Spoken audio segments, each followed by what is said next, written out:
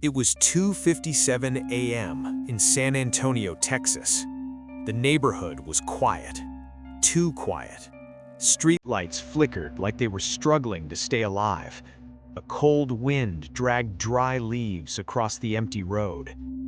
Inside a small, one-story house on Calle Verde Street, Emily Carter couldn't sleep. She had that feeling again. You know that feeling, when something isn't right, but you don't know what. Her phone screen lit up.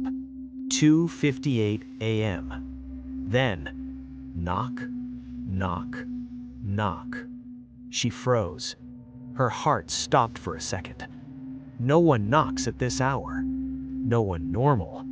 She slowly sat up in bed. Knock, knock, knock. This time louder. Her breath got heavy. "Who's there?" she whispered. No answer, just silence. Then, suddenly, a voice. Low, rough, almost broken. "Emily." Her blood turned cold. How did he know her name? She grabbed her phone, hands shaking, and opened the camera. Slowly, quietly, she walked toward the front door. Every step felt louder than it should. The house creaked, the wind howled, and that voice again. "Emily, please, open the door." She stopped, right in front of the door. Her hand hovered over the handle. Something inside her screamed, "Don't open it." But curiosity, fear, and something else pulled her closer. She slowly looked through the peephole, and what she saw made her step back instantly. It was a man, standing completely still, head slightly tilted, wearing a dark hoodie, face barely visible, but his smile, too wide, too unnatural, too wrong. She whispered to herself, "No, no, no." Her heart was racing now. She stepped back, but then her phone buzzed. A message. Unknown number. She opened it, and her entire body went numb. The message said, "Don't open the door." She turned slowly toward the door again. The man was still there. Not moving, not blinking, just standing, smiling, waiting. Then, another message. Same number. "He's not alone." Emily's breathing stopped. She looked around the house. Every shadow suddenly felt alive. Every corner felt like someone was watching. She whispered, "Who is this?" No reply, just silence. Then, the knocking stopped. Completely, dead silence. The man was gone. Emily rushed to the window and peeked outside. Empty street. No one. Nothing. Like he was never there.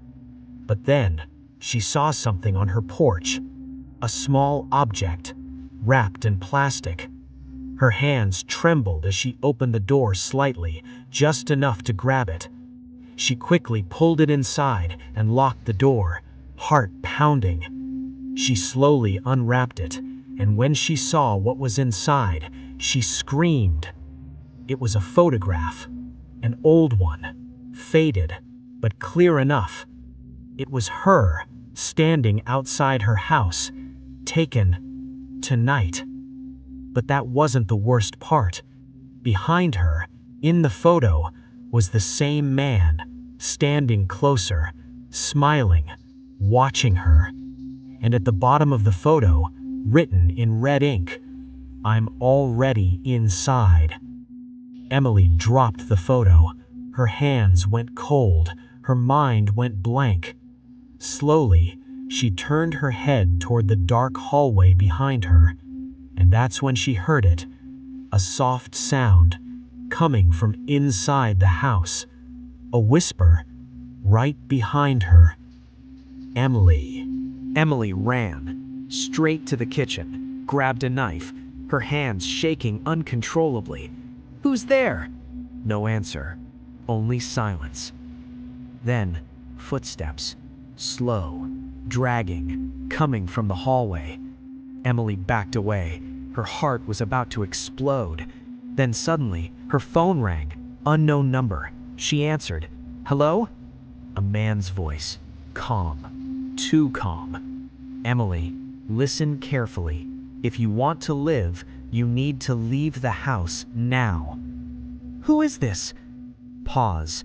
Then, "My name is Detective Rafael Morales, and the man outside your house," pause, "died 3 days ago."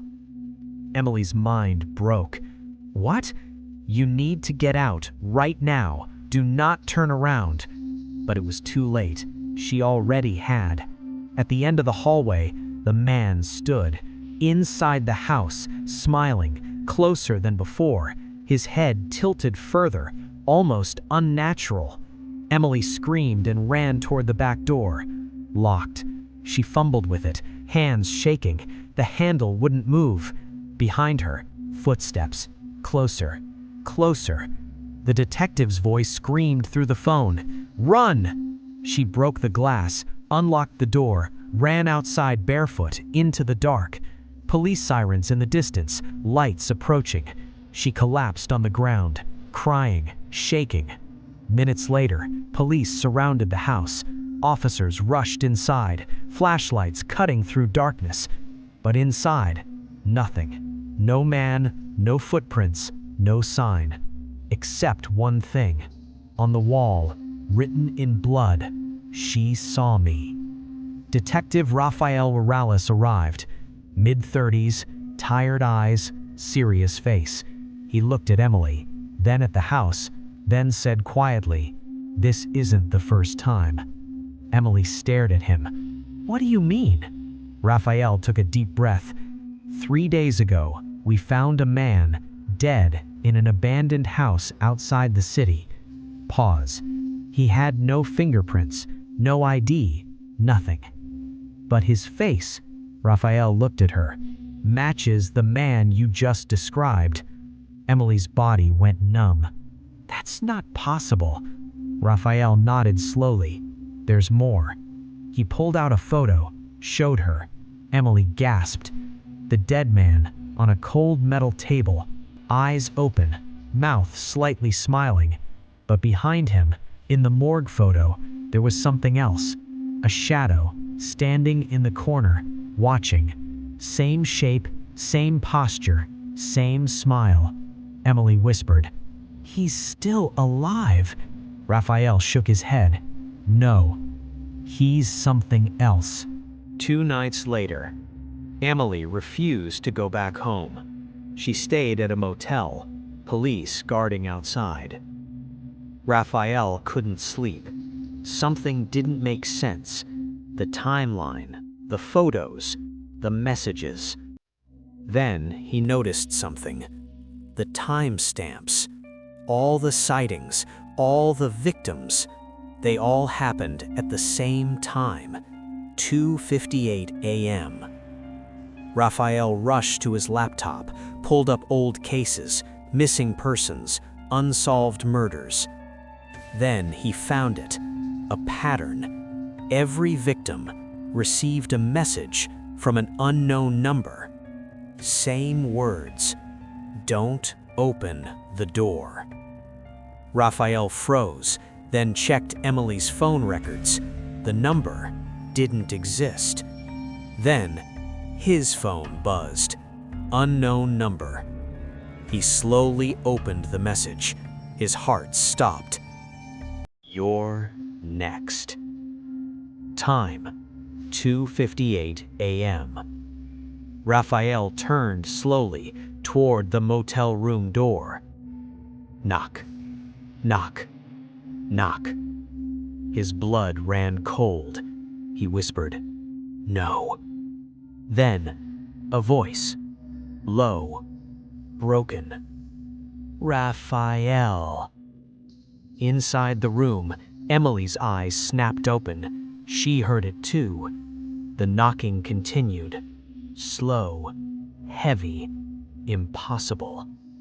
Raphael reached for his gun, hands shaking. He moved toward the door, step by step. Emily whispered, "Don't open it." His hand touched the handle. Silence. Then, a message. Both phones, same time. Too late. The door opened by itself. Nothing outside. Empty hallway. But then, behind them, a voice. Inside the room. "Now, you're both inside." The lights went out. Complete darkness. A scream. Then, silence. Next morning, police arrived, door locked from inside. Room empty. No bodies, no blood, nothing. Only one thing left behind. A photograph on the bed. Emily, Raphael, standing in the room, smiling. But behind them, the man, closer than ever. And at the bottom, written in red, "They opened the door."